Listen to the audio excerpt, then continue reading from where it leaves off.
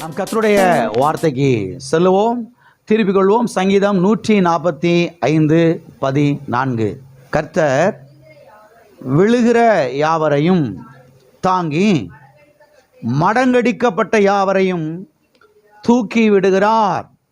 கர்த்தர் விழுகிற யாவரையும் தாங்கி மடங்கடிக்கப்பட்ட யாவரையும் தூக்கி விடுகிறார்.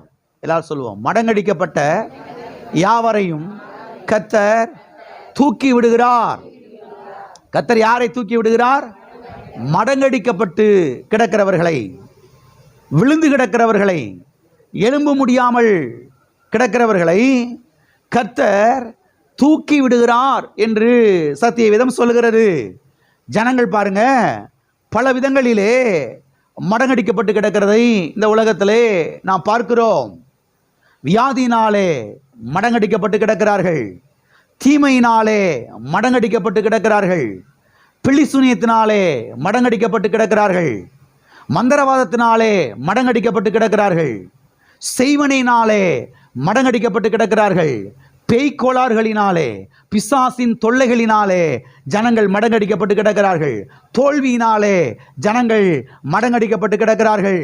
சத்தியவேதம் சொல்லுகிறது, மடங்கடிக்கப்பட்ட யாவரையும் கர்த்தர் தூக்கி விடுகிறார். மடங்கடிக்கப்பட்ட யாவரையும் கர்த்தர் தூக்கி விடுகிறார். கர்த்தர் யாரையும் மடங்கடிக்கிறது கிடையாது. இதை முதலாவது புரிந்து கொள்ள வேண்டும். கர்த்தர் தான் அப்படி எங்களை செஞ்சு விட்டாரு, கர்த்தர் தான் இப்படி எங்களை விளங்காமாக்கி வச்சு விட்டாரு, கடவுள் தான் எங்களை இப்படி போட்டு வியாதியை கொடுத்து சோதிக்கிறாரு, தரித்திரத்தை கொடுத்து சோதிக்கிறாரு, கஷ்டத்தை கொடுத்து சோதிக்கிறாரு, கடவுள் தான் எங்களை இப்படி பண்ணிக்கிட்டு இருக்கிறாரு. பிசாசுடைய பொய் என்பதை தெரிந்து கொள்ளுங்கள். கர்த்தர் நல்லவர். கர்த்தர் ஒரு நாள் உங்களுக்கு வியாதியை கொடுக்க மாட்டார். கர்த்தர் ஒரு நாளும் உங்களுக்கு தீமையை கொடுக்க மாட்டார். கர்த்தர் ஒரு நாளும் பாருங்க உங்களை தோற்கடிக்கப்படும்படியாய் அவர் அனுமதிக்க மாட்டார். கர்த்தர் நல்லவராய் இருக்கிறார். மடங்கடிக்கப்பட்டவர்களை கர்த்தர் தூக்கி விடுகிறார். ஆமென். எனவே ஆண்டவராய் இயேசு கிறிஸ்துவை ஏற்றுக்கொள்ளாதவர்கள் இந்த காலவேளையில் இருப்பு என்று சொன்னால், ஆண்டவராய் இயேசு கிறிஸ்துவை உங்களுடைய சொந்த இரட்சகராக, உங்களுடைய ஆண்டவராக, உங்களுடைய தெய்வமாக நீங்கள் உங்களுடைய உள்ளத்திலே, இருதயத்திலே, வாழ்க்கையிலே ஏற்றுக்கொள்ள வேண்டும். இயேசுவே, நீர் என் ஆண்டவர், என் இரட்சகர், எனக்காய் கல்வாரி சிலுவையிலே மரித்தீர், அடக்கம் பண்ணப்பட்டீர், 3ஆம் நாள் உயிர் தெழுந்தீர், என்னுடைய பாவத்துக்காக நீ தண்டிக்கப்பட்டீர், என்னுடைய சாபங்களை ஏற்றுக்கொண்டீர், என்னுடைய தீமைகளை ஏற்றுக்கொண்டீர், என்னுடைய வியாதிகளை ஏற்றுக்கொண்டீர். கர்த்தாவே, உம்மை என்னுடைய ஆண்டவராக நான் ஏற்றுக்கொள்ளுகிறேன். நீ இருதயத்துக்குள்ளே உம்மை நான் ஆண்டவராக வரவேற்கிறேன். என்னுடைய பாவங்களை மன்னியும், என்னுடைய அக்கிரமங்களை மன்னியும், என்னுடைய மீறுதல்களை எனக்கு மன்னியும், என்னுடைய குற்றங்களை, என்னுடைய தவறுகளை எனக்கு மன்னியும், இரத்தத்தினாலே என்னை கழுவும், என்னை சுத்திகரியும், என்னை வாழவையும் என்று இயேசு கிறிஸ்துவுக்கு நீங்கள் அழைப்பு கொடுக்கும் பொழுது இந்த ஆண்டவராய் இயேசு கிறிஸ்து மடங்கடிக்கப்பட்டு கிடக்கிற உங்களை தூக்கி விடுவார், உங்களை வாழ வைப்பார். ஆமென். பாருங்க, யாரு அவரை விசுவாசிக்கிறாங்களோ, யாரு அவரை ஏற்றுக்கொள்கிறார்களோ, யாரெல்லாம் அவரை பாருங்க நம்புகிறார்களோ, அவர்கள் எல்லாரையும் கர்த்தர் என்ன செய்கிறார்? தூக்கி விடுகிறார், வாழ வைக்கிறார், கண்ணீரை துடைக்கிறார், சுகமாக்குகிறார். ஆமென். ஆகவே ஆண்டவராய் இயேசு கிறிஸ்துவை ஏற்றுக்கொள்ளாதவர்கள் உங்களுடைய நல்வாழ்வுக்காக ஆண்டவராய் இயேசு கிறிஸ்துவை ஏற்றுக்கொள்ளுங்கள். ஆண்டவராய் இயேசு கிறிஸ்து உங்களை தூக்கி விடுவார். வியாதியின் படுக்கையிலிருந்து தூக்கி விடுவார், தரித்திர குழியிலிருந்து தூக்கி விடுவார், சாப குழியிலிருந்து தூக்கி விடுவார், தீமையின் குழியிலிருந்து தூக்கி விடுவார், கடன் குழியிலிருந்து ஆண்டவராய் இயேசு கிறிஸ்து உங்களை தூக்கி விடுவார். ஆமென். வாசிப்போ கலாத்தியர் 3ஆம் அதிகாரம் 13வது வசனம். மரத்திலே தூக்கப்பட்ட எவனும் சபிக்கப்பட்டவன் என்று எழுதி இருக்கிறபடி கிறிஸ்து நமக்காக சாபமாகி நியாயப்பிரமாணத்தின் சாபத்திற்கு நம்மை நீங்கள் ஆக்கி மீட்டு கொண்டார். நம்மை நீங்களாக்கி மீட்டு கொண்டார். கடந்த பல வாரங்களாக redemption from the curse of poverty, வறுமையின் சாபத்திலிருந்து விடுதலை, வறுமையின் சாபத்திலிருந்து மீட்பு என்கிற இந்த சத்தியத்தை நாம் ஞாயிற்றுக்கிழமை காலை ஆராதனைகளிலே நாம் பார்த்து கொண்டு வருகிறோம், நாம் தியானித்து கொண்டு வருகிறோம். இதிலே இப்பொழுது இந்த போதனையின் 3ஆம் பகுதியை நாம் பார்த்து கொண்டு வருகிறோம். இந்த போதனையின் 3ஆம் பகுதியாக நாம் எதை பார்த்து கொண்டு வருகிறோம் என்று சொன்னால், why we prosperous in the world. நாம் ஏன் இந்த பூமியில் செழிக்க வேண்டும், நாம் ஏன் இந்த பூமியில் செல்வ செழிப்பாய் வாழ வேண்டும், நாம் ஏன் இந்த பூமியில் ஐஸ்வர்யம் உள்ளவர்களாய் வாழ வேண்டும் என்பதற்கான காரணத்தை, பதிலை இந்த 3ஆம் பகுதியிலே நாம் பார்த்து கொண்டு வருகிறோம். ஆண்டவருடைய பிள்ளைங்க ஏன் நல்லா இருக்கணும்? இயேசுவை ஆராதிக்கிற பிள்ளைகள், இயேசு நாமத்தை தொழுது கொள்ளுகிறவர்கள் ஏன் செல்வ செழிப்பாய் வாழ வேண்டும்? ஏன் அவர்கள் நன்றாய் இருக்க வேண்டும்? ஏன் அவர்கள் கடன்காரர்களாய் இருக்கக்கூடாது? ஏன் அவர்கள் தரித்திரர்களாய் இருக்கக்கூடாது? ஏன் அவர்கள் ஏழ்மையில் இருக்கக்கூடாது? ஏன் அவர்கள் பசியிலும் பட்டினியில் இருக்கக்கூடாது? ஏன் அவங்க நல்லா இருக்கணும்?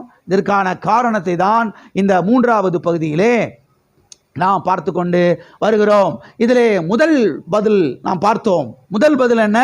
நாம் செழிப்பாய் இருப்பது தேவனுடைய சித்தம். இரண்டாவது காரணம், இரண்டாவது பதில் என்ன?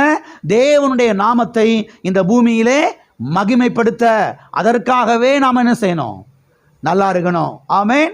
மூன்றாவதாக, ஐஸ்வர்யத்தை சம்பாதிப்பதற்கான அந்த பலனை, அந்த சக்தியை, அந்த வல்லமையை, அந்த ஆற்றலை, அந்த ஆசீர்வாதத்தை, அந்த கிருபையை, அந்த ஞானத்தை, அந்த யுக்தியை, அந்த திட்டத்தை அவரே நமக்கு தருகிறபடினாலே நாம் இந்த பூமியிலே ஐஸ்வர்யம் உள்ளவர்களாய், செழிப்புள்ளவர்களாய் என்ன செய்ய வேண்டும்?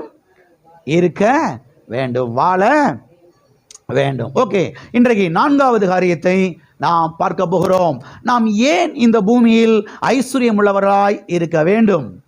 நாம் ஏன் இந்த பூமியில் ஐஸ்வர்யம் உள்ளவர்களாய் இருக்க வேண்டும் என்பதற்கான 4வது காரணம், 4வது பதில் என்னவென்று சொன்னால், தரித்திரம் என்ற சாபத்திற்கு நாம் தப்பித்துக் கொள்ளும்படியாக, தரித்திரம் என்கிற சாபத்திற்கு நாம் தப்பித்துக் கொள்ளும்படியாக, தப்பித்துக் கொள்வதற்காக நாம் இந்த பூமியில் ஐஸ்வர்யம் உள்ளவர்களாய், செழிப்புள்ளவர்களாய் நாம் இருக்க வேண்டும். அருமையானவர்களை கவனியுங்கள். அநேக கிறிஸ்தவர்கள் என்ன நம்புகிறார்கள் என்றால், தரித்திரம் என்பது அது ஒரு ஆசீர்வாதம் என்று நம்புகிறார்கள். எது ஆசீர்வாதம்? இதெல்லாம் எங்க போய் சொல்றதுன்னு தெரியல. தரித்திரம் தான் ஆசீர்வாதமா? தரித்திரம் என்பது ஒரு ஆசீர்வாதம் என்று கிறிஸ்தவர்கள் நம்புகிறார்கள். தரித்திரத்தில் வாழ்றதுதான் ஆசீர்வாதம், பசியிலையும் பட்டினியிலும் வாழ்றதுதான் ஆசீர்வாதம் என்று அநேக பாஸ்டர்கள், அநேக கிறிஸ்தவர்கள் நம்புகிறார்கள். அருமையானவர்களை கவனியுங்கள். தரித்திரம் என்பது அது ஆசீர்வாதம் அல்ல. தரித்திரம் என்பது அது சாபம் என்று சத்தியவேதம் திட்டவும் தெளிவுமாய் நமக்கு போதிக்கிறது. மறுபடியுமாய் இந்த வசனத்தை நாம் வாசிப்போம். கலாத்தியர் 3ஆம் அதிகாரம் 13ஆம் வசனம். மரத்திலே தூக்கப்பட்ட எவனும் சபிக்கப்பட்டவன் என்று எழுதி இருக்கிறபடி கிறிஸ்து நமக்காக சாபமாகி நியாயப்பிரமாணத்தின் சாபத்திற்கு நம்மை நீங்களாக்கி மீட்டு கொண்டார். கிறிஸ்து நமக்காக என்னவாய் ஆகி? சாபமாய் ஆகி நியாயப்பிரமாணத்தின் சாபத்திற்கு நம்மை நீங்களாக்கி மீட்டு கொண்டார். நியாயப்பிரமாணத்தின் சாபம் 3 வகைப்படும். ஒன்று தரித்திரம், இரண்டாவதாக வியாதி, மூன்றாவதாக அகால மரணம். இந்த 3 தான் நியாயப்பிரமாணத்தின் சாபமாகும். சத்தியவேதம் தெளிவாய் சொல்லுகிறது, நியாயப்பிரமாணத்தின் சாபமாகிய இவைகளுக்கு கிறிஸ்து நம்மை நீங்களாக்கி அதிலிருந்து நம்மை என்ன செய்து விட்டார்? மீட்டு கொண்டார். என்ன செய்து கொண்டார்? மீட்டு கொள்வாரா? மீட்டு கொள்ள போகிறாரா? இல்ல மீட்டு கொண்டாரா? ஆண்டவர் பார்த்து என்னைக்கு மீட்பாரோ அன்னைக்கு மீட்கட்டும். ஆண்டவர் பார்த்து என்னைக்கு விடுதலை ஆக்குவாரோ அன்னைக்கு விடுதலை ஆக்கட்டும். சில கிறிஸ்தவங்க கனவு காண்டுகிட்டு இருக்கிறாங்க. கர்த்தர் மீட்டு கொண்டு எவ்வளவு வருஷங்கள் ஆச்சு.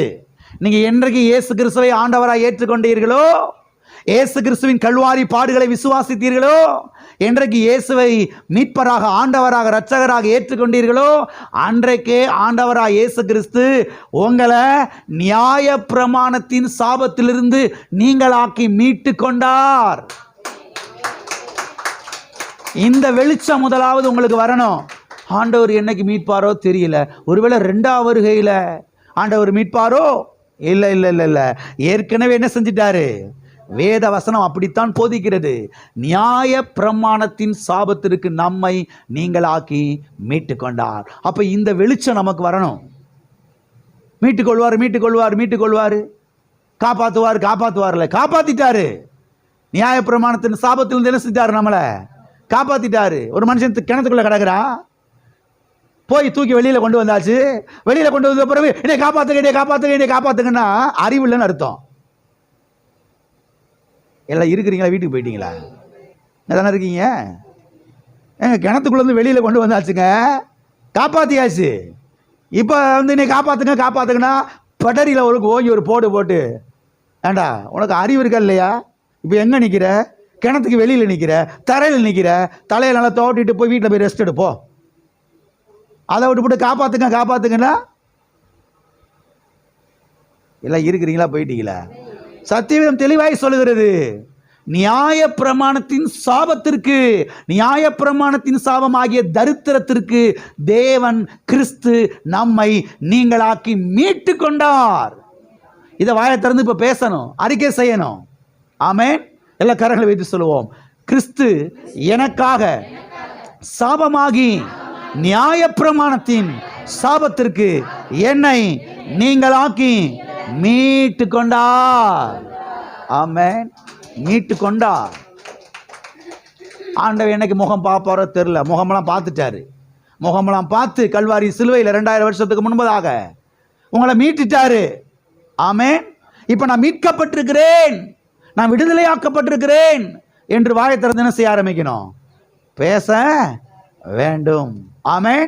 அது மாத்திரமல்ல, பழைய ஏற்பாட்டிலே கர்த்தர் மோசையின் மூலமாக ஆசீர்வாதத்தையும் சாபத்தையும் பட்டியலிட்டு காண்பிக்கிறதை நாம் பார்க்கிறோம். உபாகமம் 28ஆம் அதிகாரம் 1ஆம் வசனம் முதல் 14ஆம் வசனம் வரைக்கும் ஆசீர்வாதங்களை அவர் பட்டியலிட்டு அங்கே காண்பிக்கிறார். வாசிப்போம். உபாகமம் 28ஆம் அதிகாரம் 1வது வசனமும் 2வது வசனத்தையும். இன்று நான் உனக்கு விதிக்கிற உன் தேவனாகிய கர்த்தருடைய கட்டளைகளின்படி எல்லாம் செய்ய நீ கவனமாய் இருக்கும்படிக்கு அவர் சத்தத்திற்கு உண்மையாய் செவி கொடுப்பாயானால் உன் தேவனாகிய கர்த்தர் பூமியில் இருக்கிற சகல ஜாதிகளிலும் உன்னை மேன்மையாக வைப்பார். நீ உன் தேவனாகிய கர்த்தரின் சத்தத்திற்கு செவி கொடுக்கும் போது இப்பொழுது சொல்லப்படும் ஆசீர்வாதங்கள் எல்லாம் உன்மேல் வந்து உனக்கு பலிக்கும். 1ஆம் வசனம் முதல் 14ஆம் வசனம் வரைக்கும் ஆசீர்வாதங்களை பட்டியலிடுகிறார். அது ஆரம்பத்தில் தான் இப்படி சொல்றாரு, நீ செவி கொடு, நீ கவனமாயிரு, நீ உண்மையாயிரு, என் சத்தத்துக்கு செவி கொடுத்தா இப்பொழுது நான் சொல்லப்படுகிற ஆசீர்வாதங்கள் எல்லாம் என்ன செய்யும்? வாழ்க்கையில வந்து பலிக்கும் என்று சொல்லுகிறார். அப்ப ஆசீர்வாதத்தை இங்கே பட்டியலிட்டு காண்பிக்கிறதை நான் பார்க்கிறோம். அது மாத்திரமல்ல, 15ஆம் வசனம் முதல் 68வது வசனம் வரைக்கும் சாபங்களை அவர் பட்டியலிட்டு காண்பிக்கிறதை நாம் பார்க்கிறோம். வாசிப்போம் 15ஆம் வசனத்தை மாத்திரம். இன்று நான் உனக்கு விதிக்கிற உன் தேவனாகிய கர்த்தருடைய எல்லா கட்டளைகளின்படியும் நடக்க கவனமாய் இருப்பதற்கு அவர் சத்தத்திற்கு செவி கொடாதே போவாயாகில் இப்பொழுது சொல்லப்படும் சாபங்கள் எல்லாம் உன்மேல் வந்து உனக்கு பலிக்கும். இப்பொழுது சொல்லப்படும் சாபங்கள் எல்லாம் உன்மேல் வந்து உனக்கு பலிக்கும். ஆசீர்வாதங்களை பட்டியலிட்டு காண்பிக்கிறார், சாபங்களை பட்டியலிட்டு இங்கே காண்பிக்கிறார். எனவே தேவனுடைய பிள்ளைகள் ஒவ்வொருவரும் எதெல்லாம் ஆசீர்வாதத்தின் பட்டியலிலே வருகிறது, எதெல்லாம் சாபத்தின் பட்டியலிலே வருகிறது என்பதை அறிந்து கொள்ள வேண்டும். குழப்பவாதியா இருக்கக்கூடாது. என்னவாதி? பலவிதமான வாதிகள் உலகத்தில் இருக்கிறார்கள். அரசியல்வாதி, குழப்பவாதி, தீவிரவாதி, எல்லாம் இருக்கிறீங்களா? மதவாதி, பலவிதமான வாதிகள் இருக்கிறார்கள். இந்த வாதிகள் கூட்டத்தில் நினைச்சக்கூடாது, நம்ம என்னைக்குமே இருக்கவே கூடாது. குறிப்பாக குழப்பவாதி கூட்டத்தில் நினைச்சக்கூடாது, இருக்கக்கூடாது. அதே கிறிஸ்தவர்கள் பாருங்க, இந்த குழப்பவாதி கூட்டத்தில் என்ன செய்கிறாங்க, இருக்கிறாங்க. சொல்ல முடியாது பிரதர், இது ஆசீர்வாதமா சாபமானு. ஒருவேளை சாபம் கூட ஆசீர்வாதமா இருக்கலாம்ல. ஒன்று இப்படி சொல்லு, இல்லைன்னா இப்படி சொல்லு. ஒன்று ஆசீர்வாதம்னு சொல்லு, இல்லைன்னா சாபம்னு சொல்லு. இது சொல்ல முடியாது பிரதர். 2ஆம் வருகையில் ஆண்டவர் வரும்போது கேட்டுக்கிடுவான். ஏப்பா 2ஆம் வருகையில் எவ்வளவு தான் கேட்க போகிறீங்க? எத்தனை கேள்விதான் இருக்குது 2ஆம் வருகையில் கேட்கறதுக்கு? கர்த்தர் அழகா இங்க சொல்லி வச்சுட்டாரு. இதெல்லாம் ஆசீர்வாதத்தின் பட்டியல், இதெல்லாம் சாபத்தின் பட்டியல். அப்ப பூலோகத்தில் வாழக்கூடிய இந்த 70 வருஷம் 80 வருஷம் 100 வருஷத்திலேயே இங்க வாசிச்சு தெளிவா புரிஞ்சுக்கிறணும். எதெல்லாம் ஆசீர்வாதம், எதெல்லாம் சாபம் சொல்லி தெரியாது பிரதர்னு சொல்லி குழப்பவாதி என்ன செய்யக்கூடாது. இருக்க பக்கத்தில் கையை பிடிச்சிடுங்க. குழப்பவாதியா இருக்கக்கூடாது. என்னவாதியா இருக்கக்கூடாது, குழப்பவாதியா என்ன செய்யக்கூடாது, இருக்கக்கூடாது. தெளிவுள்ளவர்களாய் சொஸ்த புத்தி உள்ளவர்களாய் என்ன செய்ய வேண்டும், இருக்க வேண்டும். எனவே தேவனுடைய பிள்ளைகள் ஒவ்வொருவரும் எதெல்லாம் ஆசீர்வாதத்தின் பட்டியலிலே வருகிறது, எதெல்லாம் சாபத்தின் பட்டியலின் கீழ் வருகிறது என்பதை அறிந்து கொள்ள வேண்டும். ஓகே, இப்பொழுது தரித்திரம் என்பது அது ஆசீர்வாதத்தின் பட்டியலிலே வருகிறதா அல்லது சாபத்தின் பட்டியலிலே வருகிறதா என்பதை இப்பொழுது ஒரு சில வசனங்களை வாசித்து நாம் கவனிக்க போகிறோம். எதெல்லாம் ஆசீர்வாதத்தின் பட்டியலே கீழே வருகிறது, எதெல்லாம் சாபத்தின் பட்டியலின் கீழே வருகிறது என்பதை கர்த்தர் மோசேயின் மூலமா இங்கே நமக்கு தெளிவாய் சொல்லுகிறார். இதில் குறிப்பாக நம்ம இப்போ எதை பார்க்க போறோம்னா, தரித்திரம் என்பது, வறுமை என்பது, ஏழ்மை என்பது, பசி பட்டினி என்பது அது தரித்திர ஆசீர்வாதத்தின் பட்டியலில் வருகிறதா அல்லது சாபத்தின் பட்டியலின் கீழே வருகிறதா என்பதை இப்பொழுது நாம் பார்க்க போகிறோம். வாசிப்போம். உபாகமம் 28ஆம் அதிகாரம் 17வது வசனம். உன் கூடையும் மா பிசைகிற உன் தொட்டியும் சபிக்கப்பட்டு இருக்கும். உன் கூடையும் மா பிசைகிற உன் தொட்டியும். கூடை எங்க இருக்கும், மா பிசைகிற தொட்டி எங்க இருக்கும்? சமையல் அறையில் இருக்கும். ஆண்டவர் இங்கே சமையல் அறை குறித்து பேசுகிறார். நல்லா கவனிங்க. உன் கூடையும் உன் மாப்பி செய்கிற உன் தொட்டியும் ஆசீர்வதிக்கப்பட்டிருக்கும் என்று அங்கே ஆசீர்வாதத்தின் பட்டியலிலே கர்த்தர் சொல்லுகிறதை நாம் பார்க்கிறோம். இங்கே சாபத்தின் பட்டியலின் கீழே சொல்லுகிறதை இங்கே நாம் பார்க்கிறோம். உன் கூடையும் மாப்பி செய்கிற உன் தொட்டியும் எப்படி இருக்கும்? சபிக்கப்பட்டிருக்கும். உன் சமையலறை சபிக்கப்பட்டிருக்கும் என்று சொல்லுகிறார். நான் கேட்கிறேன், இது எந்த பட்டியலின் கீழே வருகிறது? சாபத்தின் பட்டியலின் கீழே வருகிறதா, ஆசீர்வாதத்தின் பட்டியலின் கீழே வருகிறதா? அநேக கிறிஸ்தவர்கள் என்ன நம்புகிறார்கள் என்று சொன்னால், சாப்பாட்டுக்கு வழி இல்லாம வாழ்வதுதான் மேன்மையான அனுபவம் பிரதர். சாப்பாட்டுக்கு வழி இல்லாம வாழ்றதுதான் மேன்மையான அனுபவம் என்று சொல்லுகிறார்கள். இது மேன்மையான அனுபவம் அல்ல, இது சாபத்தின் அடையாளம். பிள்ளைகள் வீட்டில் இருக்கிற எல்லாரும் 4 நாளைக்கு சாப்பாடு ஆக்காம பட்டினியா கிடக்கிறது அது ஆசீர்வாதம் கிடையவே கிடையாது, அது சாபத்தின் அடையாளம். ஆகவே தேவனுடைய பிள்ளைகள், தரித்திரம் என்பது அது ஆசீர்வாதத்தின் பட்டியலின் கீழே வருகிறதா அல்லது சாபத்தின் பட்டியலின் கீழே வருகிறதா என்பதை சத்திய வேதத்திலிருந்து என்ன செய்ய வேண்டும்? அறிந்து கொள்ள வேண்டும். ஆகவே உங்களுடைய சமையலறை சபிக்கப்பட்டிருப்பது அது தேவனுடைய பிளான் கிடையவே கிடையாது. நீங்க கஞ்சிக்கு வழி இல்லாம, சாப்பாட்டுக்கு வழி இல்லாம, தரித்திரத்துல சட்டியை போட்டு சுரண்டிக்கிட்டு கிடக்கிறது தேவனுடைய திட்டம் கிடையவே கிடையாது. நீங்கள் செல்வ செழிப்பாய் இருப்பது, நிறைந்த பாக்கியம் உள்ளவர்களாய் இருப்பது தான் தேவனுடைய திட்டம். ஆமென். உங்க வீட்டில் மாவு குறையாமல், எண்ணெய் குறையாமல், அரிசி குறையாமல், சமையலுக்கு தேவையான பொருட்கள் குறையாமல் இருப்பதுதான் தேவனுடைய திட்டம். எத்தனை பேர் ஆமென் சொல்றீங்க? ஆமென். வாசிப்போம். உபாகமம் 28 அதிகாரம் 18வது வசனத்தை.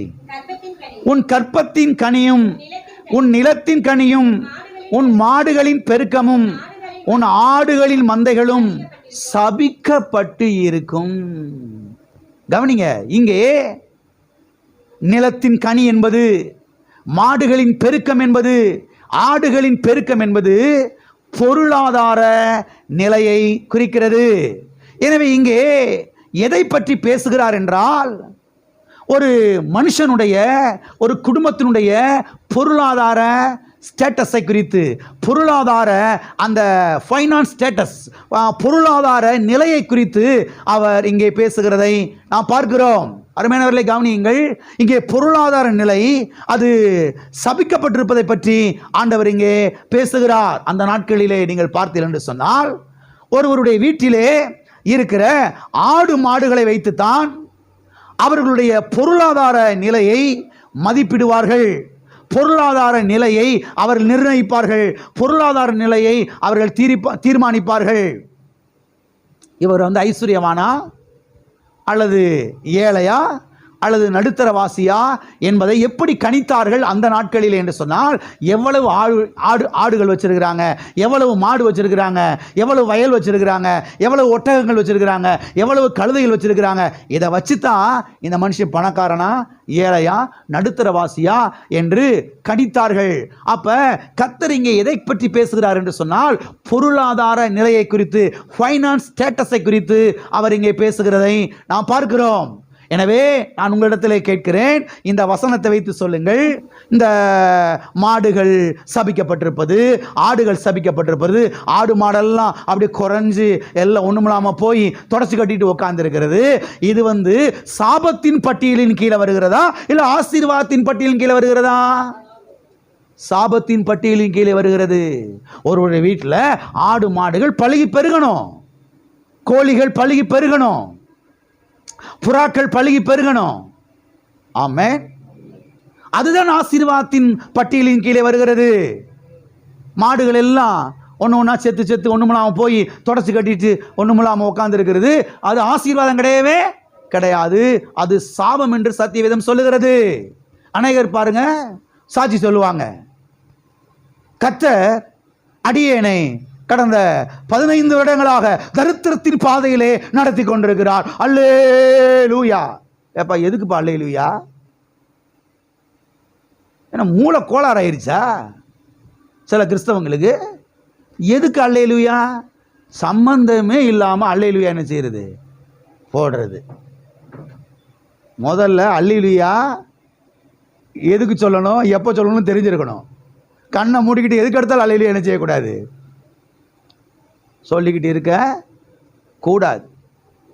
கர்த்தர் கடந்த 15 வருடங்களாக அடியேனை தரித்திரத்தின் பாதையிலே நடத்தி கொண்டிருக்கிறார் அப்படின்னு சாட்சி சொல்றது. இது ஒரு சாட்சி. இந்த சாட்சியை கேட்கறதுக்கு ஒரு கூட்டம். கர்த்தர் ஒரு நாளும் சாபத்தின் பாதையிலே, தரித்திரத்தின் பாதையிலே நம்மை நடத்த மாட்டார். கர்த்தர் நம்மை ஆசீர்வாதத்தின் பாதையிலே தான் என்ன செய்வார்? நடத்துவார். ஆமென். பக்கத்தில் கையை பிடிச்சு சொல்லுங்க, கர்த்தர் ஒரு நாளும் உங்களை தரித்திரத்தின் பாதையிலே, சாபத்தின் பாதையிலே நடத்த மாட்டார். ஆசீர்வாதத்தின் பாதையிலே தான் நடத்துவார், செழிப்பின் பாதையிலே தான் நடத்துவார். ஹல்லேலூயா.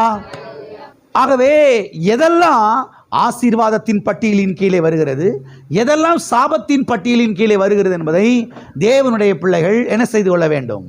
அறிந்து கொள்ள வேண்டும். வாசிப்போம். உபாகமம் 28:33.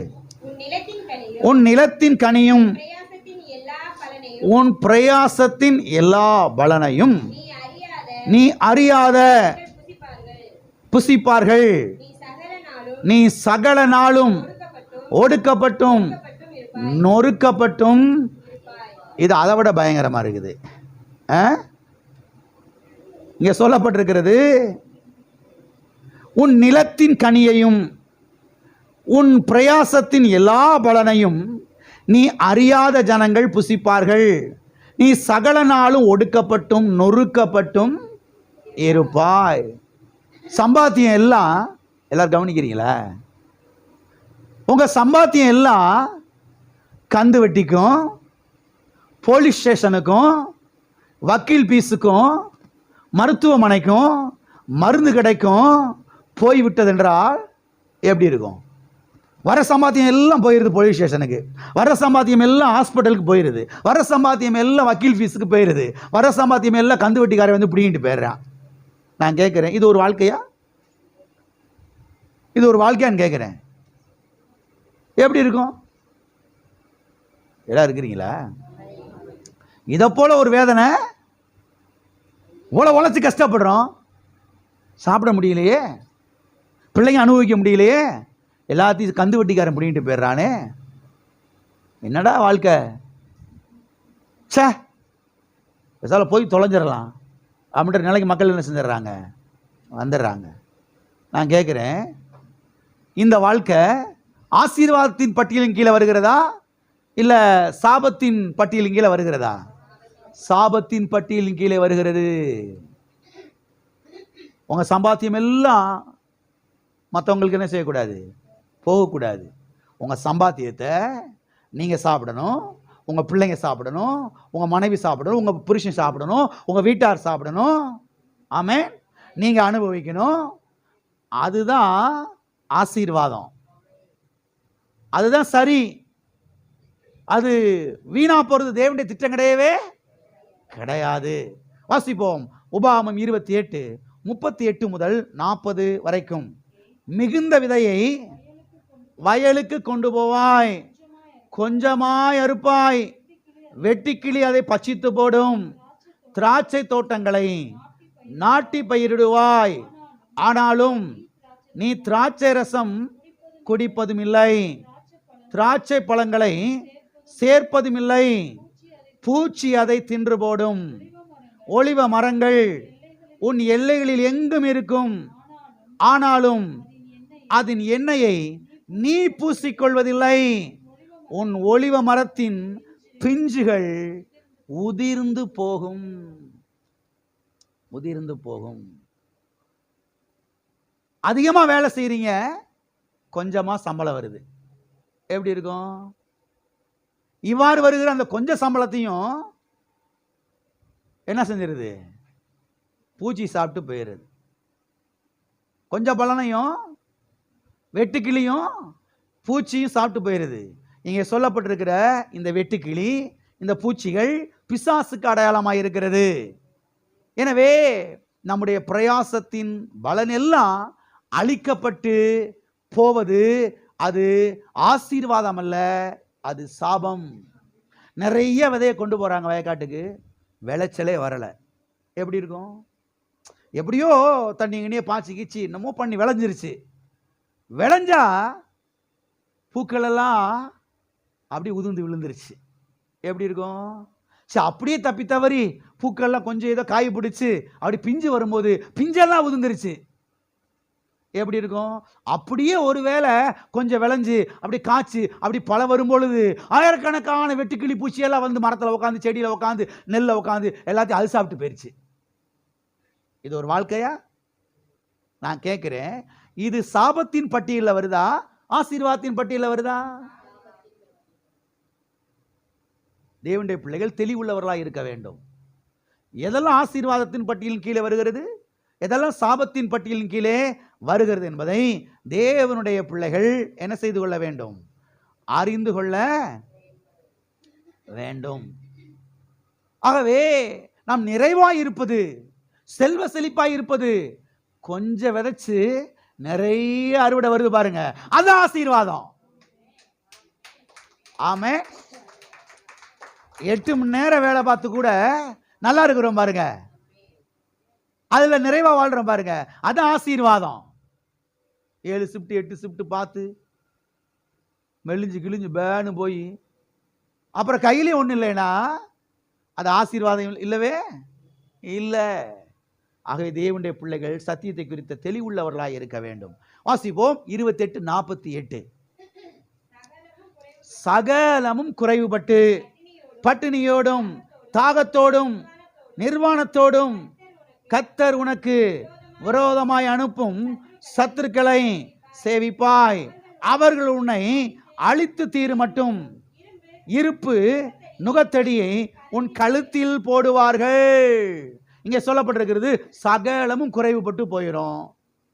பட்டினியா இருப்ப, தாகமா இருப்ப, நிர்வாணமா இருப்ப, ஒண்ணும் இல்லாம தொடச்சி கட்டிட்டு இருப்ப அப்படின்னு இங்க சொல்லப்பட்டிருக்கிறது. நான் கேட்கிறேன், இது சாபமா ஆசீர்வாதமா? சாபத்தின் பட்டியலிலே வருகிற இதை அநேகர் பாருங்க ஆசீர்வாதம் என்று சொல்லி மேன்மை பாராட்டி கொண்டிருக்கிறார்கள். கர்த்தர் தான் பிரதர் என்னைய இப்படி தரித்திரத்தின் பாதையில நடத்துறாரு, கர்த்தருடைய நடத்துதலே புரியல பிரதர். கர்த்தர் இவங்களை எதில் நடத்திக்கிட்டு இருக்கிறாரா? தரித்திரத்தின் பாதையில நடத்திக்கிட்டு இருக்கிறாரா? சத்தியத்தை குறித்து வெளிச்சம் இல்லை. கர்த்தர் ஒரு நாளும் தரித்திரத்தின் பாதையில என்ன செய்ய மாட்டார், உங்களை நடத்த மாட்டார். இங்கே நான் பார்க்கிறோம், அவர்கள் உன்னை அழித்து தீரு மட்டும் என்று. தரித்திரம் மனுஷனை வாழ வைக்காது, தரித்திரம் மனுஷனை அழிக்கும். திட்டமாய் தெரிந்து கொள்ளுங்கள். எனவே தரித்திரம் இதுவரைக்கும் யாரை என்ன செய்தது இல்லை, வாழ வைத்ததே கிடையாது. தரித்திரத்தினாலே அநேக குடும்பங்கள் மாய்ந்து போனது என்பது மறுக்க முடியாத உண்மை. பணம் இருந்திருந்தா பிள்ளைகளை படிக்க வச்சிருந்திருப்பாங்க, பணம் இருந்திருந்தா பிள்ளைகளுக்கு திருமணத்தை முடிச்சு கொடுத்துருப்பாங்க. ஆமாவா இல்லையா? அதனால பாருங்க, அநேகர் தங்களை தாங்களே என்ன செய்தார்கள், மாய்த்து கொண்டார்கள், குடும்பமாய் மாய்த்து கொண்டார்கள். ஆகவே தேவனுடைய பிள்ளைகள் ஒரு நாளும் தரித்திரத்தை குறித்து என்ன செய்யக்கூடாது, மேன்மை பாராட்டி பேசக்கூடாது. நான் சொல்றேன், இங்க யாராவதும் இந்த சபைக்கு வர்றவங்க தரித்திரத்தை குறித்து மேன்மை பாராட்டினீங்க, எல்லாரும் என்ன ஒரு மாதிரியா பாக்குறீங்க? மற்ற சபைக்கு போறவங்க மாதிரி என்ன செய்யக்கூடாது, தரித்திரத்தை குறித்து மேன்மை பாராட்ட பேசக்கூடாது. கர்த்தரை குறித்து மேன்மை பாராட்டணும். அவருடைய கல்வாரியை குறித்து, அவருடைய ரத்தத்தை குறித்து, அவர் எனக்காய்ப்பட்ட பாடுகளை குறித்து, அவர் தலையில ஏற்றுக்கொண்டாரே தரித்திரத்துக்கு அடையாளமாக முள்முடி, அதை குறித்து மேன்மை பாராட்ட கற்றுக்கொள்ள வேண்டும். அவரை குறித்து மேன்மை பாராட்டும் பொழுது ஆசீர்வாதங்கள் வந்து என்ன செய்ய ஆரம்பிக்கிறது, குடும்பத்திலே பலிக்க ஆரம்பிக்கிறது. ஆமென். ஆகையால் இப்படிப்பட்ட சாபங்களுக்கு நாம் தப்பித்துக் கொள்ளும்படியாக நாம் இந்த பூமியிலே செழிப்புள்ளவர்களாய் ஐஸ்வர்யம் உள்ளவர்களாய் என்ன செய்ய வேண்டும், இருக்க வேண்டும். ஆகவே நாம் ஏன் இந்த பூமியிலே செல்வ செழிப்புள்ளவர்களாய் வாழ வேண்டும்? ஏனென்றால் இப்படிப்பட்ட சாபங்களுக்கு உபாகமம் 28ஆம் அதிகாரத்திலே 15ஆம் வசனம் முதல் 68ஆம் வசனம் வரைக்கும் சொல்லப்பட்டிருக்கிறதே. அதுல ஒரு சில வசனங்களை தான் இப்போ வாசிச்சோம். எல்லா வசனங்களையும் வாசித்தோம்னா டைம் ஆயிடும். நீங்க வீட்டில் போய் வாசித்து பாருங்க.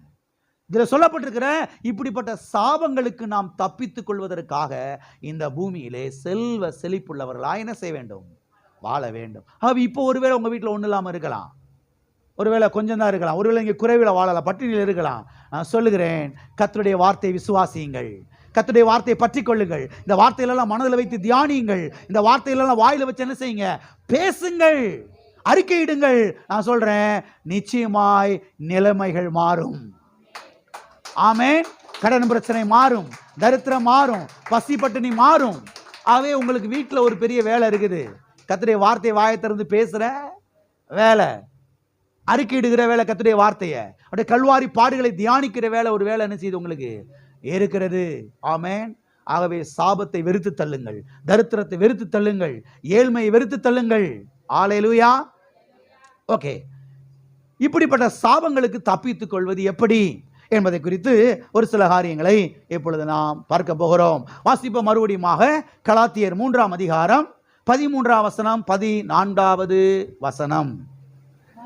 மரத்திலே தூக்கப்பட்ட எவனும் சபிக்கப்பட்டவன் என்று எழுதி இருக்கிற படி கிறிஸ்து நமக்காக சாபமாகி நியாயப்பிரமாணத்தின் சாபத்திற்கு நம்மை நீங்களாக்கி மீட்டு கொண்டார். ஆபிரகாமுக்கு உண்டான ஆசீர்வாதங்கள் எல்லாம் கிறிஸ்து இயேசுவினால் புறஜாதிகளுக்கு வரும்படியாக ஆவியை குறித்து சொல்லப்பட்ட வாக்கு தத்தங்கள் நாம் விசுவாசத்தினாலே பெரும்படியாகவும் இப்படி ஆயிற்று. கிறிஸ்து நமக்காக சாபமாகி நியாய பிரமாணத்தின் சாபத்திற்கு நம்மை நீங்களாக்கி மீட்டு கொண்டு. எதற்கு நீங்களாக்கி மீட்டு கொண்டு? நியாய பிரமாணத்தின் சாபத்திற்கு. சரி, நியாய பிரமாணத்தின் சாபம் என்பது எது? இப்ப வாஸ்தம் இல்ல, உபாகமம் 28 அதிகாரம் 15 வசனம் முதல் 68 வசனம் வரைக்கும், அது ஒரு சில வசனங்கள் வாஸ்தம் அல்லவா? அந்த பட்டியலிலே வரக்கூடிய அத்தனையும் நியாய பிரமாணத்தின் சாபம். அப்ப நியாய பிரமாணத்தின் சாபம்னா எது என்பது உங்களுக்கு தெரிஞ்சிருக்கணும். ஆமே, எல்லாரும் இருக்கிறீங்களா? அங்கே சொல்லப்பட்டிருக்கிற காரியங்கள் தான் நியாய பிரமாணத்தின் சாபங்கள். இந்த சாபத்தை தான் ஆண்டவராய் இயேசு கிறிஸ்து கல்வாரி சிலுவையிலே சுமந்து தீர்த்தார். தரித்திரம் என்கிற சாபத்தை, அகால மரணம் என்கிற சாபத்தை, வியாதி என்கிற சாபத்தை ஆண்டவராய் இயேசு கிறிஸ்து கல்வாரி சிலுவையிலே சுமந்து தீர்த்தார். கல்வாரி சிலுவையிலே தரித்திரத்துக்கு முடிவு கட்டினார், சாபத்துக்கு முடிவு கட்டினார். தரித்திரத்துக்கு அடையாளமாக அந்த முள்முடியை தலையிலே மனமுகுந்து அவர் ஏற்றுக்கொண்டார். கல்வாரி சிலுவையிலே ஆண்டவராய் இயேசு கிறிஸ்து பட்டினியாய் தொங்கினார். ஆண்டவராய் இயேசு கிறிஸ்து கல்வாரி சிலுவையிலே தாகமாய் தொங்கினார். ஆண்டவராய் இயேசு கிறிஸ்து கல்வாரி சிலுவையிலே நிர்வாணமாய் தொங்கினார். ஆண்டவராய் இயேசு கிறிஸ்து சகலத்திலும் குறைவுபட்டார். எனவே இந்த சாபத்திற்கு தான் கர்த்தர் நம்மை நீங்களாக்கி மீட்டு கொண்டார் என்று சத்திய வேதம் திட்டவட்டமாய் நமக்கு போதிக்கிறது. ஆமே, எந்த சாபத்திற்கு கர்த்தர் நம்மை நீங்களாக்கி மீட்டு கொண்டார்? நியாய பிரமாணத்தின் சாபத்திற்கு நம்மை நீங்களாக்கி மீட்டு கொண்டார். ஆமென். எல்லாம் சொல்லுவோம், நியாய பிரமாணத்தின் சாபத்திற்கு கர்த்தர் என்னை நீங்களாக்கி மீட்டு கொண்டார்.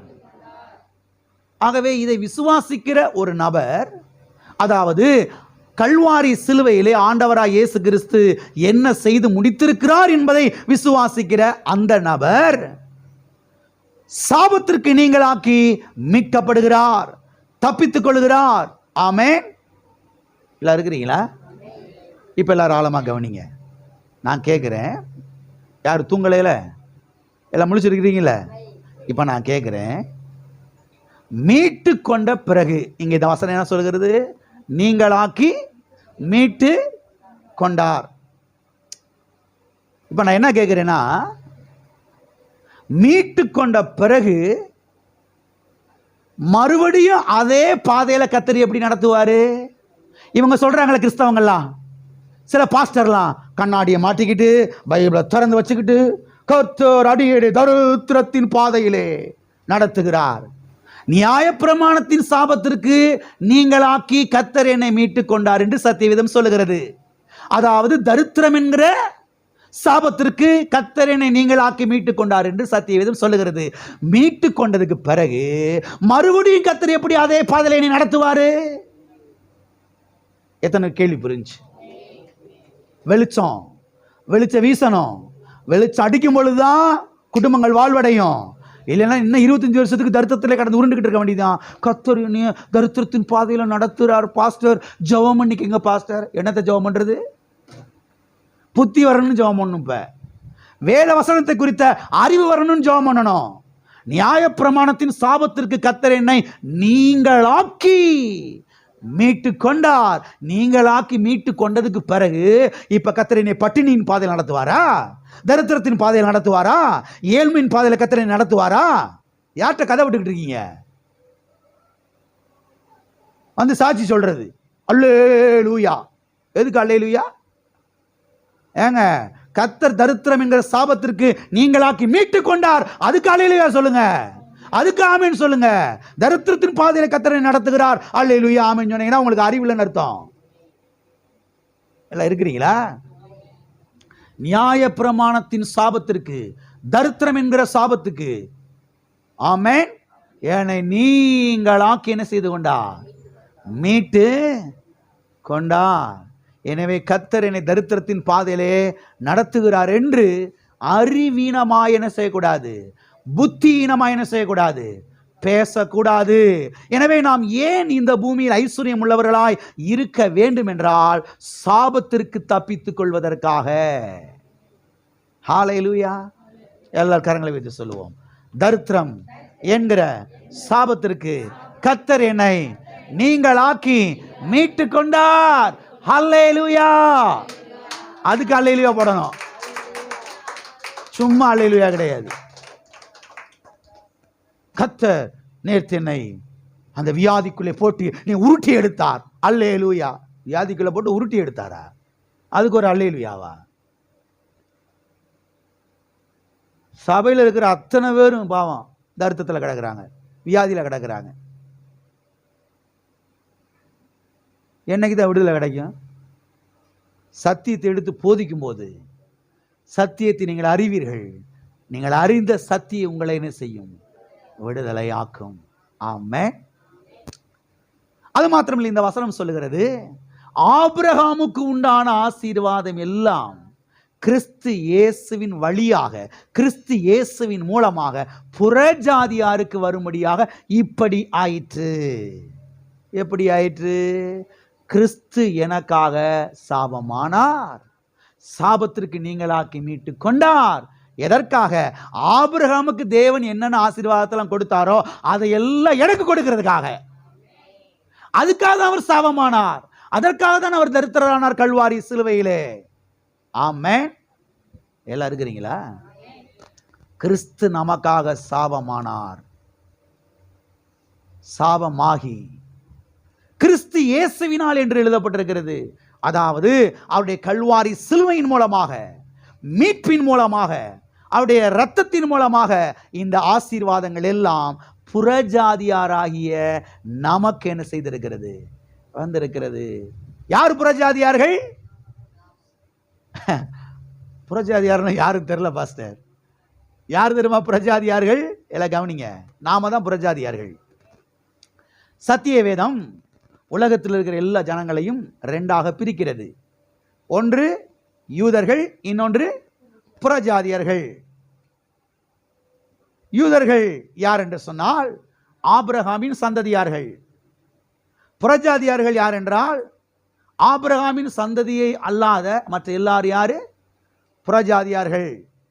அது மாத்திரமல்ல, இயேசு கிறிஸ்துவின் கல்வாரி பாடுகளுக்கு பிறகு, எல்லாம் கவனிக்கிறீங்களா? இயேசு கிறிஸ்துவின் கல்வாரி பாடுகளுக்கு பிறகு எல்லாமே ஒன்னாயிருச்சு. இப்ப யூதன் சொல்ல முடியாது, புறஜாதியான்னு சொல்ல முடியாது, எல்லாம் என்ன செஞ்சிருச்சு? ஒன்னாயிருச்சு. எல்லாரும் இயேசு கிறிஸ்துவின் மூலமா தான் வர முடியும். நான் யூதன் என்று மார்பு தட்டிட்டு அங்கே நினைச்ச முடியாது, உள்ள பரலோகத்துக்குள்ள நுழைய முடியாது, ஆசீர்வாதத்தை எடுத்துக்கிற முடியாது. எல்லா ஆசீர்வாதங்களும் இயேசு கிறிஸ்துவின் மூலமாக தான் என்ன செய்கிறது? வருகிறது. ஆமென். அது மாத்திரமல்ல, ஆபிரகாமுக்கு கொடுத்த ஆசீர்வாதம் நமக்கு வரும்படியாக இப்படி ஆயிற்று என்று சத்திய வேதம் சொல்லுகிறது. ஆபிரகாமுக்கு உண்டான ஆசீர்வாதம் ஏதோ யூதர்களுக்கு மாத்திரம் கிடையாது. ஆபிரகாமின் வித்து, ஆபிரகாமின் ரத்தம், ஆபிரகாமுடைய சந்ததியார்கள், அவர்களுக்கு மாத்திரம் கிடையாது, இது நமக்கும் உரியதென்று சத்திய வேதம் சொல்லுகிறது. எல்லாம் சொல்லுவோமா? ஆபிரகாமுக்கு உண்டான, ஆபிரகாமுக்கு தேவன் கொடுத்த அத்தனை ஆசீர்வாதங்களும் கிறிஸ்து இயேசுவினால் எனக்கு சொந்தம், எனக்கு உரியது. ஆமென். அதுக்காக தான் இயேசு கிறிஸ்து இவ்வளவு பாடுபட்டார் கல்வாரி சிலுவையில. நீச குளமா தொங்கினாரு, பட்டினியை தொங்கினாரு, தாகமாய் தொங்கினார், சகலத்திலும் குறைவுபட்டார். இப்ப எளிமை நின்றுகிட்டு கர்த்தர் என்னை அடியேனை கடந்த 15 வருடங்களாக தரித்திரத்தின் பாதையில் நடத்துகிறார் அப்படின்னா சத்தியத்தை குறித்து அறிவில்லை என்று அர்த்தம். நீங்களாக்கி மீட்டு கொண்டதுக்கு பிறகு மறுபடி கர்த்தர் கொண்டு போய் அதே பாதையில் நடத்துவாரா? யார்கிட்ட கதை விடுறீங்க? மெட்ராஸை சொல்லுவாங்க, யார்ட்டடா ரீல் விடுற, யார்ட்டடா ரீலு விடுற. எங்கள் ஊரில் சொல்லுவாங்க, யார்ட்டடா காதில் பூ சுத்துறன்னு. நாங்கள் ஏற்கனவே செஞ்சுருக்கோம், பூவெல்லாம் தோட்டமே வச்சுருக்கிறோம். என்னத்தையாவது மக்களை வந்து என்னத்தையோ அடித்து விட்டுட்டு ஞாயிற்றுக்கிழமை வந்து என்னத்தையும் சொல்லி விட்டு அனுப்பிச்சி விட்டுறது. இந்த சபையில் அப்படி கிடையாது. என்னத்தையும் அடிச்சு விட்டுட்டு என்னத்தையும் பிடிங்கிட்டுலாம் விடுற ஆள் கிடையாது. இங்க சத்தியத்தை குறித்த தெளிவை உங்களுக்கு கொடுக்க முடியாது. நாங்கள் பிரயாசப்படுகிறோம். நீங்கள் வாழ வேண்டும் என்று நாங்கள் பிரயாசப்படுகிறோம். கர்த்தர் அதை விருப்பப்படுகிறார். ஆமென். ஆகவே ஆபிரகாமுக்கு தேவன் கொடுத்த அத்தனை ஆசீர்வாதங்களும் கிறிஸ்து இயேசுவின் மூலமாக இன்றைக்கு நமக்கு சொந்தம். பக்கத்துல சிரிச்ச முகத்தோடு சொல்லுங்க, ஆபிரகாமுக்கு தேவன் கொடுத்த ஆசீர்வாதங்கள் எல்லாம் உங்களுக்கு சொந்தம். அட உங்களுக்கு தாங்க, உங்களுக்கு தாங்க. வேற யாருக்கு? ஏன் உங்களுக்கு தானா? நீங்க தான் அவருடைய வாரிசு. அவருடைய வாரிசு நீங்க தாங்க. நான் சம்பாரிச்சு வச்சிருக்கிறது எல்லாம் என் பிள்ளைக்கு தான். ஏன்னா அதான் வாரிசு.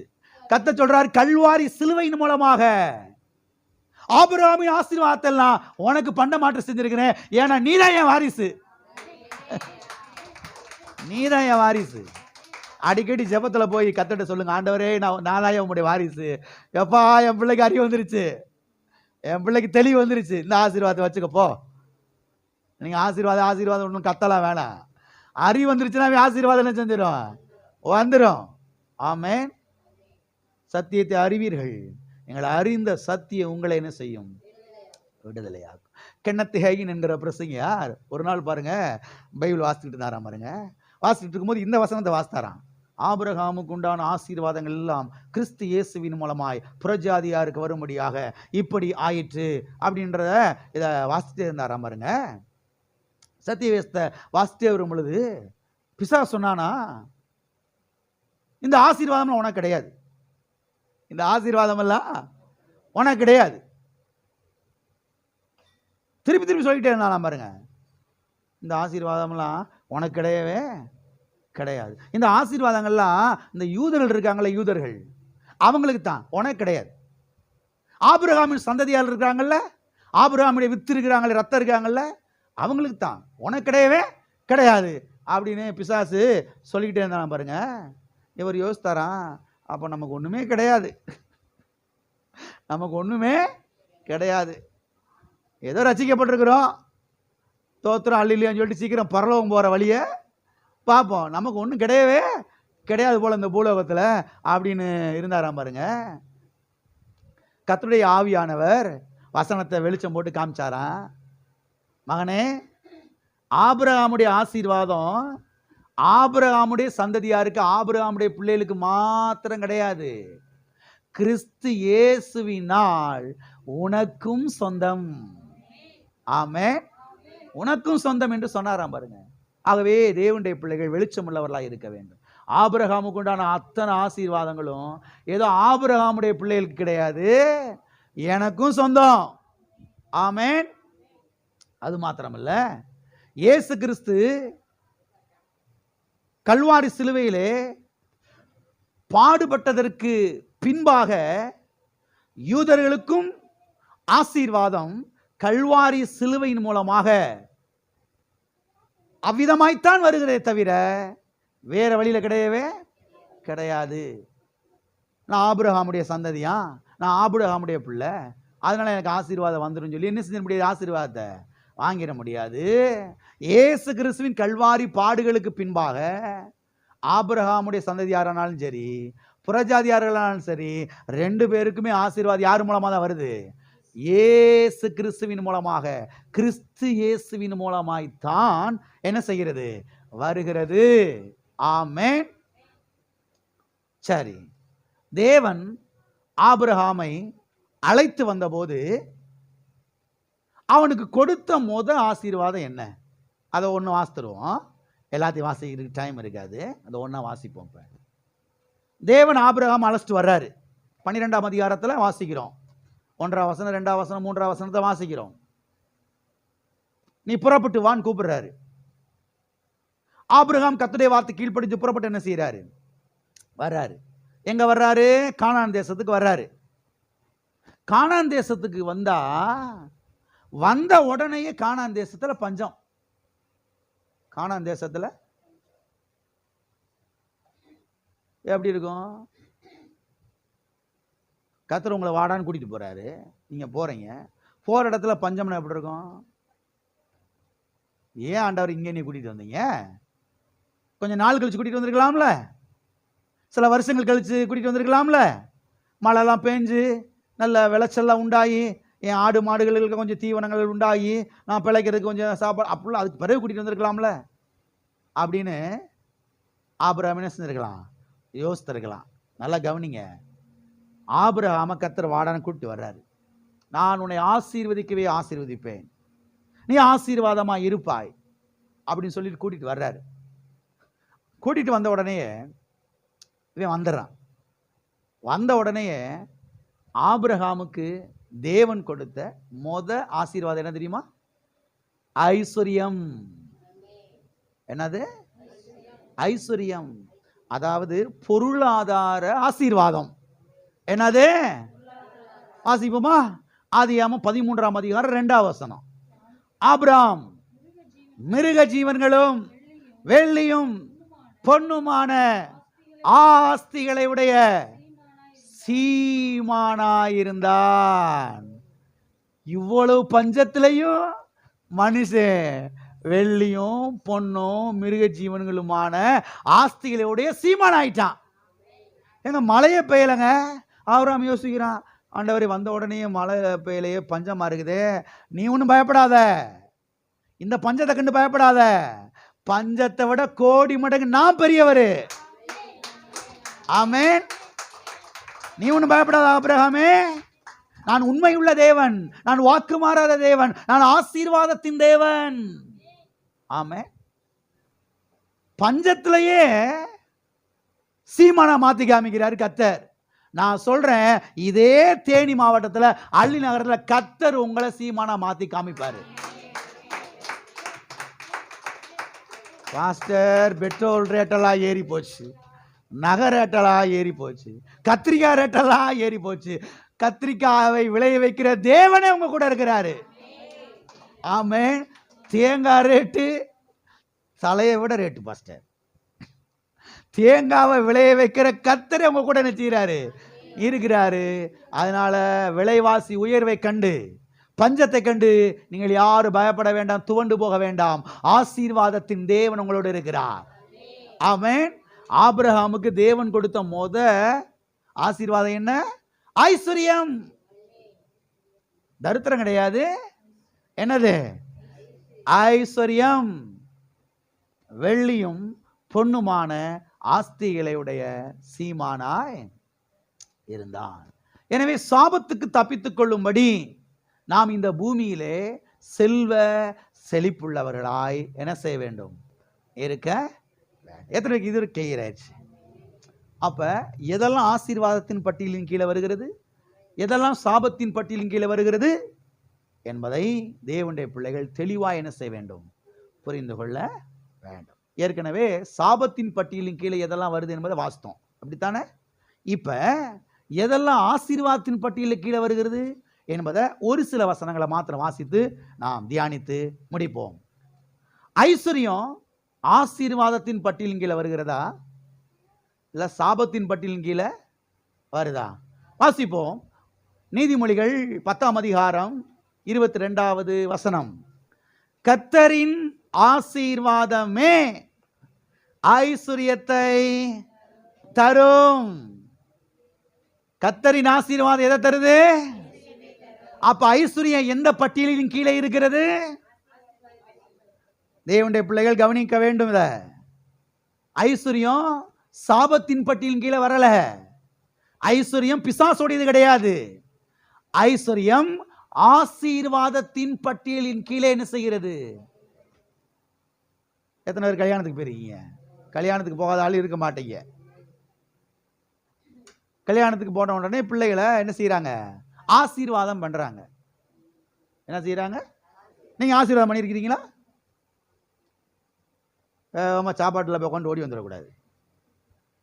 போய் பிள்ளைகளை என்ன செய்யணும்? ஆசீர்வாதம் பண்ண கற்றுக்கிறணும். ஆசீர்வாதம் பண்ணும்போது ஒன்று சொல்லுவாங்க. என்ன சொல்லுவாங்க?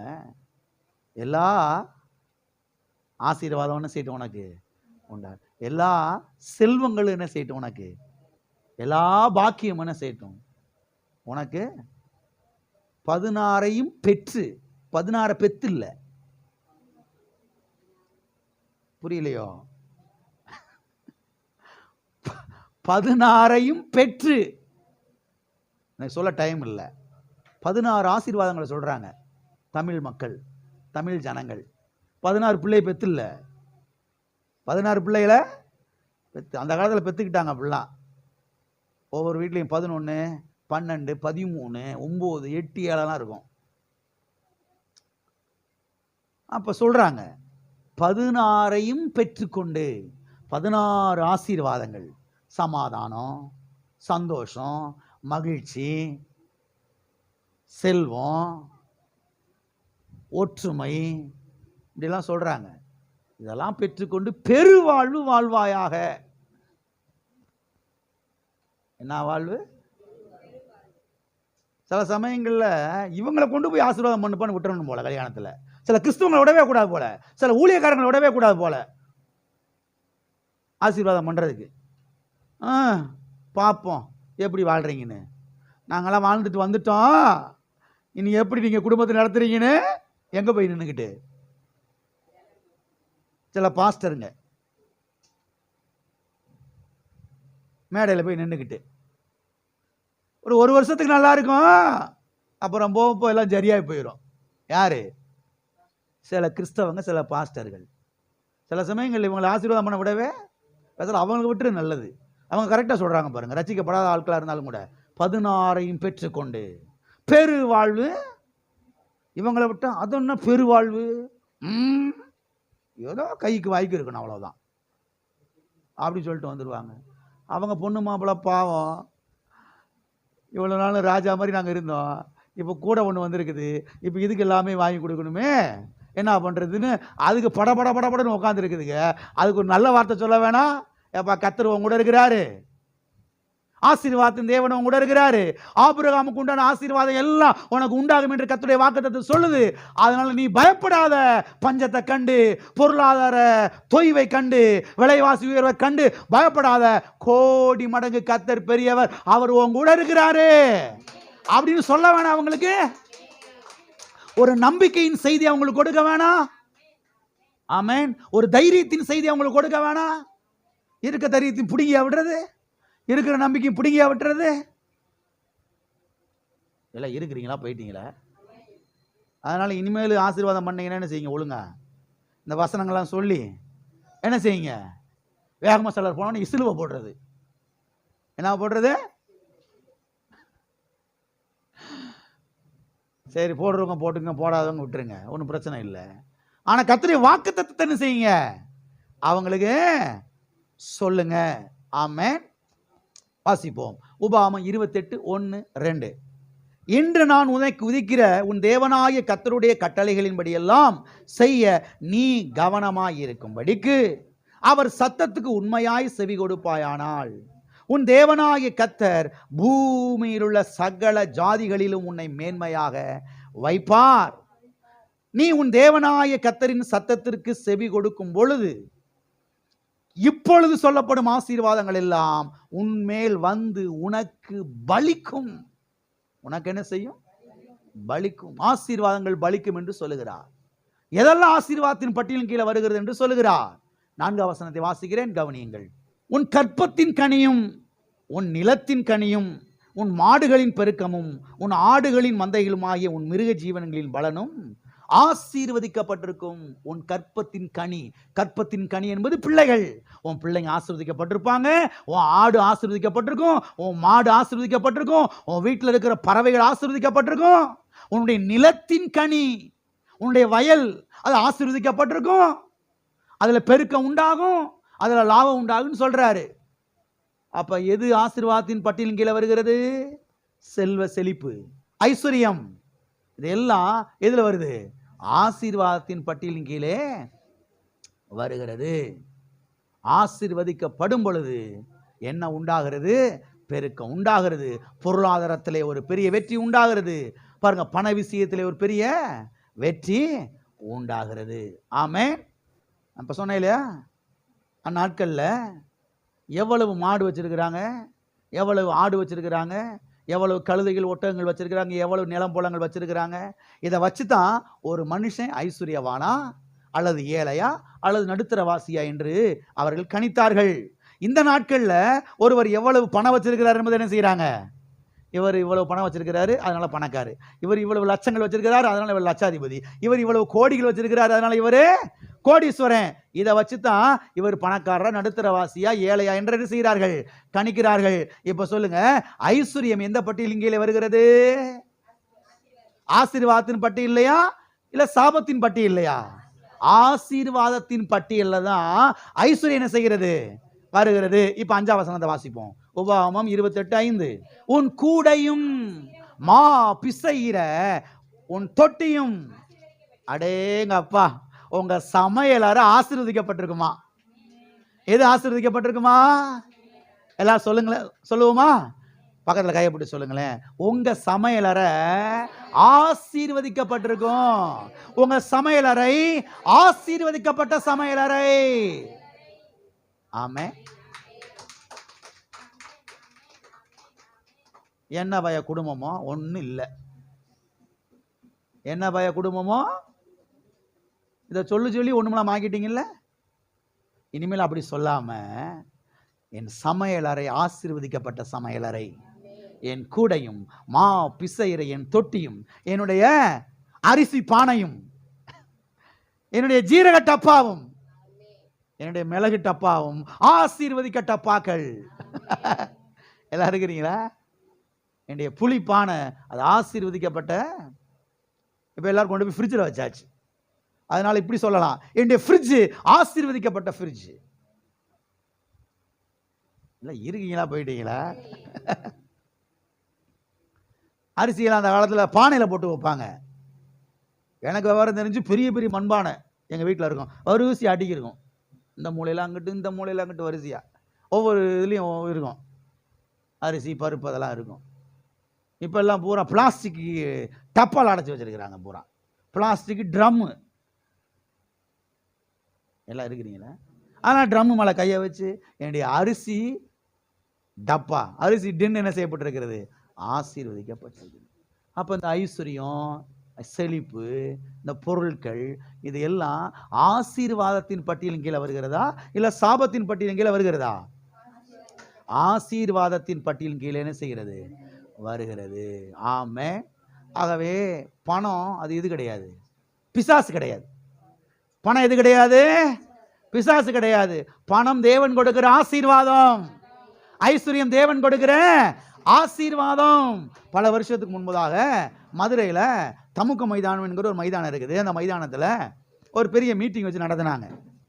பெரிய கூட்டம், பெரிய கூட்டம். அந்த கூட்டத்தில் வருகிற ஜனங்கள் எல்லாம் கர்த்தருக்கென்று காணிக்கையை கொடுத்தாங்க. அந்த காணிக்கையெல்லாம் கொண்டு போய் ஒரு ரூமில் வச்சு எண்ணாங்க. அப்படி அந்த காணிக்கையில் எண்ணுறதுக்கு சில ஊழியக்காரங்களை அங்கே நியமிச்சிருந்தாங்க. மக்கள் கொடுத்த காணிக்கையில் அதில் எண்ணுங்க எவ்வளோ இருக்குன்னு பாருங்க. அப்படி வரிசையாக உள்ளே உட்காந்து எண்ணிக்கிட்டு இருக்கிறாங்க. அதில் ஒருத்தர் சொன்னாரா சத்தமா, பணம் பிசாசு தான் என்பது சரியாக தான் போச்சு. பணம் பிசாசு தான் என்பது என்னதான் போச்சு. அப்புறம் அந்த பிசாசெல்லாம் கலெக்ட் பண்ணீங்க அங்கே இப்போ அந்த மீட்டிங்கில். அப்புறம் இதுக்கு இந்த பிசாசெல்லாம் இப்போ எண்ணிக்கிட்டு இருக்கீங்க உட்காந்து. பணம் என்னதான் அன்னைக்கு சொன்னாலே, ஒரு வெள்ளைக்காரு பணத்தை கசக்கி கீழே போட்டு மிதிக்கிறாரு, பிசாசே பிசாசே பிசாசே. தோல் தான் வெள்ளை, ஒன்றும் இல்லை, ஒன்றும் இல்லை. நாங்கள்லாம் கொஞ்சம் கருப்பான ஆட்கள் தான், ஆனால் தெளிவான ஆட்கள். பணம் பிசாசு கிடையாது, ஐஸ்வர்யம் பிசாசு கிடையாது. ஐஸ்வர்யம், பணம் இதெல்லாம் கர்த்தருடைய ஆசீர்வாதங்கள். ஆமென். ஒரு வசனத்தை வாசித்து முடிப்போம். உபாகமம் 28:12. ஏற்ற காலத்தில் உன் தேசத்திலே மழை பெய்யவும், நீ கையிட்டு செய்யும் வேலைகளை எல்லாம் ஆசீர்வதிக்கவும் கர்த்தர் உனக்கு தமது நல்ல பொக்கிஷசாலையாகிய வானத்தை திறப்பார். நீ அநேகம் ஜாதிகளுக்கு கடன் கொடுப்பாய், நீயோ கடன் வாங்காதிருப்பாய். கடன் கொடுப்பது ஆசீர்வாதமா, கடன் வாங்குவது ஆசீர்வாதமா? கடன் கொடுக்கிறது ஆசீர்வாதத்தின் பட்டியலின் கீழே வருகிறதா, இல்லை கடன் வாங்குறது ஆசீர்வாதத்தின் பட்டியலின் கீழே வருகிறதா? கர்த்தர் உங்களை எதுக்கு அழைச்சிருக்கிறாரு? கடை வாங்கி கடை வாங்கி கடை வாங்கி ஊரை விட்டு ஓடுறதுக்கா? ஆசீர்வதிக்கப்பட்டு கடனெல்லாம் அடைச்சு முடிச்சு கடன் இல்லாத வாழ்க்கை வாழ்றதுக்கு கர்த்தர் உங்களை அழைச்சிருக்கிறாரு. ஆமே. கடனே கொடுக்காட்டினாலும் கடை வாங்காத வாழ்க்கை என்ன செய்யணும்? வாழணும். இங்கே நான் வாசிக்கிற 8ஆம் வசனத்திலே, உன் களஞ்சியங்கள் பூரணமாய் நிரம்பும். உன் களஞ்சியங்கள் எப்படி நிரம்பும்? நிரம்பும். உன் களஞ்சியங்கள் ஆசீர்வதிக்கப்படும். ஆமே. அப்ப கர்த்தர் என்ன சொல்றாரு? சேர்த்து வைக்க சொல்றாரு. என்ன சொல்றாரு? களஞ்சியம் என்று சொன்னால் ஸ்டோர் ஹவுஸ். என்னது? சேமிப்பு கிடங்கு, சேர்த்து வைக்கிற இடம். நீங்களாம் எங்க சேர்த்து வைக்கிறீங்க? சத்தத்தை காணமே. எங்க சேர்த்து வைக்கிறீங்க? ஒருத்தர் மட்டும் கரெக்டாக சொல்லியிருக்கிறாங்க, பேங்க்ல. உங்க பேங்க் புக்கை நான் வாங்க மாட்டேன், பயப்படாதீங்க. உங்க ஏடிஎம் கார்டெலாம் நான் வாங்கிட மாட்டேன். அந்த 4 டிஜிட்டல் நம்பரை என்ன செய்ய மாட்டேன், நான் வாங்க மாட்டேன். கேட்குறேன், எதில் சேர்த்து வைக்கிறீங்க? கர்த்தர் சொல்கிறாரு, உன் களஞ்சியங்கள் ஆசீர்வதிக்கப்பட்டிருக்கும். கர்த்தர் என்ன சொல்கிறாரு? உன் பேங்க் அக்கௌண்ட்டை நான் ஆசீர்வதிப்பேன்றாரு. என்னைக்காவது சொல்லியிருக்கிறீங்களா? இப்படி என்னைக்காவது சொல்லியிருக்கிறீங்களா? உங்கள் பேங்க் புக்கு மேலே கையை வச்சு, அல்லது உங்கள் ஏடிஎம் கார்டு மேலே கையை வச்சு, அல்லது உங்கள் பேங்க்லேருந்து ஒருத்தர் மெசேஜ் அனுப்புகிறாங்களே அந்த மெசேஜ் மேலே கையை வச்சு என்னைக்காவது சொல்லியிருக்கிறீங்களா? சொன்னதில்லை. நான் டெய்லியும் சொல்கிறேன், அடிக்கடி சொல்கிறேன். சில சமயங்களில் ஏசு நாமத்தில் என் அக்கௌண்ட்டில் பணங்கள் பெருகட்டும். ஏன்னா கர்த்தருடைய ஊழியத்தை என்ன செய்யணும்? நிறையா செய்யணும். ஆலயத்தை கட்டணும். இன்னும் ஆலயத்துக்கு நிறைய இடமெல்லாம் செய்யணும், வாங்கணும். இன்னும் நிறைய பேருக்கு உதவியெல்லாம் செய்யணும். சுவிசேஷத்தை அறிவிக்கணும். ஊழியத்துக்கு நிறைய பொருட்கள்லாம் வாங்கணும். அதெல்லாம் பணம் நிறையா. அங்கே போய் மைக்கு இந்த ஸ்பீக்கர் விற்கிறவன் கடையிட்ட போய் அல்லேலூயா அப்படின்னு அவன் மைக்கு தந்துட மாட்டான். பிரதர் பிரேஸ் லார்ட் அப்படின்னு, இந்தாங்க பாஸ்டர், இந்தாங்க வச்சுக்கோங்க 2 ஸ்பீக்கர் அப்படின்னு தர மாட்டான். காசை கொடுங்க பாஸ்டர், தூக்கிட்டு போங்க பாஸ்டர். அல்லேலூயாலாம் எனக்கு வேணாம் பாஸ்டர், பணம் தான் பாஸ்டர் எனக்கு வேணும் அப்படின்னு யார் சொல்லுவா? நீங்கள் போய் எனக்கு அது அல்லேலூயா அப்படின்னு அரிசி வாங்கிட்டு வந்துருக்கீங்களா? அல்லேலூயா என்னம்மா அல்லேலூயான்றா? காசங்கம்மா. இல்லை, என்கிட்ட அல்லேலூயா தான் இருக்குது. அல்லேலூயா நீயே வச்சுக்க, காசை கொடு. எல்லாம் இருக்கிறீங்களா? கர்த்தர் சொல்கிறாரு, சேர்த்து வை. என்ன செய்ய? சேர்த்து வைன்னு சொல்கிறார்.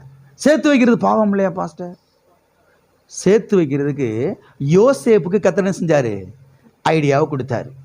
புதிய ஏற்பாட்டிலே பார்க்கிறோம், ஒன்றும் சேதமாய் போகாதபடிக்கு அவைகளை சேர்த்து வையுங்கள். 5 அப்பம் 2 மீன் ஆசீர்வதிச்சு பெருக்கிறாரு. எல்லாரும் சாப்பிட்றாங்க. மீதியான துணிகள் 12 கூட நிறைய எடுக்கிறாங்க. மிச்சத்தை என்ன செய்யலாம் ஆண்டவரே? கர்த்தர் சொல்றாரு, ஒன்றும் சேதமாய் போகாதபடி என்ன செய்யுங்கள்? சேர்த்து வையுங்கள். ஆமென். அப்ப சேர்த்து வைக்கிறது பாவம் கிடையவே கிடையாது. சேர்த்து வைக்கிறது தான் சரி. ஆகவே எது ஆசீர்வாதத்தின் பட்டியலின் கீழே வருகிறது, எது சாபத்தின் பட்டியலின் கீழே வருகிறது என்பதை தேவனுடைய பிள்ளைகள் என்ன செய்ய வேண்டும்? அறிந்து கொள்ள வேண்டும். சாபத்திற்கு கர்த்தர் நம்மை நீங்களாக்கி மீட்டு கொண்டார். ஆபிரகாமுக்கு உண்டான ஆசீர்வாதங்கள் எல்லாம் கிறிஸ்து இயேசுவின் மூலமாய் நமக்கு சொந்தம். ஆமென். எல்லா கண்களை மூடி நாம் ஜெபிப்போம். சாபத்துக்கு தப்பித்துக் கொள்ளும்படியாக நாம் இந்த பூமியிலே செல்வ செழிப்புள்ளவர்களாய் இருக்க வேண்டும். ஹல்லேலூயா. எல்லாரும் நாமே அர்ப்பணிப்போம் கர்த்தருடைய வார்த்தைக்கு. ஓ தேவனே, என்னை நீங்களாக்கி மீட்டு கொண்டீர். நான் கடனுக்குள்ளே இருப்பது உம்முடைய சித்தம் அல்ல, அது ஆசீர்வாதம் அல்ல. கடன் கொடுக்கிற வாழ்க்கை வாழ்வதுதான் ஆசீர்வாதம். ஓ ஸ்தோத்திரம், ஸ்தோத்திரம் ஆண்டவரே. பிதாவே, இயேசுவின் நாமத்தில் உம்முடைய சமூகத்தில் வருகிறோம். ஆசீர்வதிக்கப்பட்ட இந்த வேலைக்காய் நன்றி. கர்த்தாவே ஸ்தோத்திரையா, உடைய வார்த்தை குறித்த ஒரு வெளிப்பாடு வெளிச்சம் இன்னும் அதிகமாக எங்களுக்கு வர வேண்டும்படியாக நாங்கள் ஜெபிக்கிறோம். தகப்பனே ஸ்தோத்திரமாண்டவரே, ஸ்தோத்திரமாண்டவரே, எங்களை ஐஸ்வர்யவான்களாய் ஆக்கும்படிக்கு கல்வாரி சிலுவையிலே நீர் தரித்திரர் ஆனீர் என்று வாசிக்கிறோமே. ஓ தேவனே, தகப்பனே ஸ்தோத்திரமாண்டவரே, உம்முடைய ஐஸ்வர்யங்கள் பிள்ளைகளுடைய வாழ்க்கையில் வந்து பலிப்பதாக. எல்லா கடன் பிரச்சனைகள், கந்துவட்டி பிரச்சனைகள், இஎம்ஐ பிரச்சனைகள், லோன் பிரச்சனைகள், நகைக்கடன் பிரச்சனைகள் இயேசு நாமத்தில் மாறட்டும். ஓ தேவனே, ஸ்தோத்திரம் ஆண்டவரே. காரியங்களை நீர் மாற்றி அமைக்கிற தேவன், பெரிய காரியங்களை செய்யும். இயேசுவின் நாமத்தில் பிதாவே.